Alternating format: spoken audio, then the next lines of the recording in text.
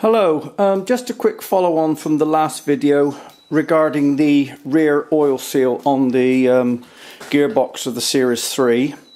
The manual states that you've got to take the engine and gearbox out to fit it. Well, as I said in the last video, I've done a few measurements and I thought it would be possible to do it in situ.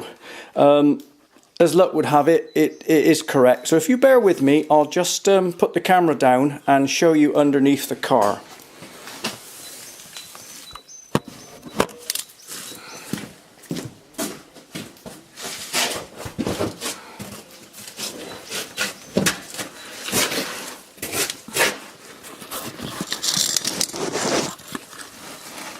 Right, I hope you can see what's going on.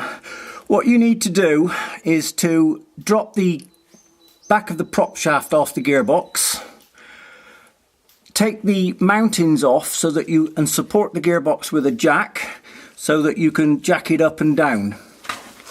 And what you need to do then is to put it in gear, remove the split pin and the nut obviously from the back of the flange, and then drop the gearbox down.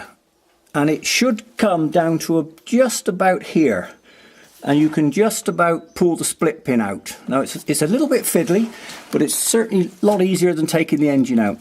You then jack it back up, put a socket through where the prop shaft is, remove the nut, tap the thing off, drop it down, take the old seal out, put the new seal in. Now, to get the flange back on is a little bit tricky. So what you've got to do, you've got to take the front universal joint off the splines of the prop shaft. So you let the gearbox down, take the spline shaft off, which is here, comes off fairly easily. Jack the box back up, then you can fit the flange through the hole in the transmission tunnel. Put it back on, torque it up, fit the split pin, and then what you need to do then, which is at the stage I am now, is let the gearbox back down and then refit the flange over top of the gearbox back onto the prop shaft, making sure obviously that the yokes are lined up with the rear, because that's a balanced issue. You've got to make sure that's right. Jack the prop shaft, the gearbox back up, fit your bolts on, torque them up, and then just refit your gearbox mountings, and basically that's it. So I'm quite pleased with that, as usual. It seems to work okay. So I'm just gonna get the prop shaft back on now, and I'll just finish the end of the video when that's done, just to let you know how that went and if there was any issues. Okay, thanks for now. I'll catch you a bit later.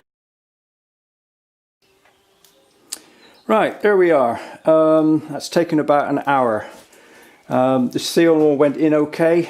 No major problems. Got the prop shaft back on. Fitted new bolts front and rear. I think that's quite important. The most difficult thing was getting the rubber shroud back onto the splines of the front of the prop shaft. Obviously there is to keep the dirt and dust out, so it's quite a tight fit. A little bit fiddly, but apart from that, it went really well. So I hope that helps you, and it certainly saves on taking the engine and box out, or the other way is to take the rear suspension out and pull the prop shaft back through and do it that way. But anyways, that was a lot of work, so I hope that saved you some time.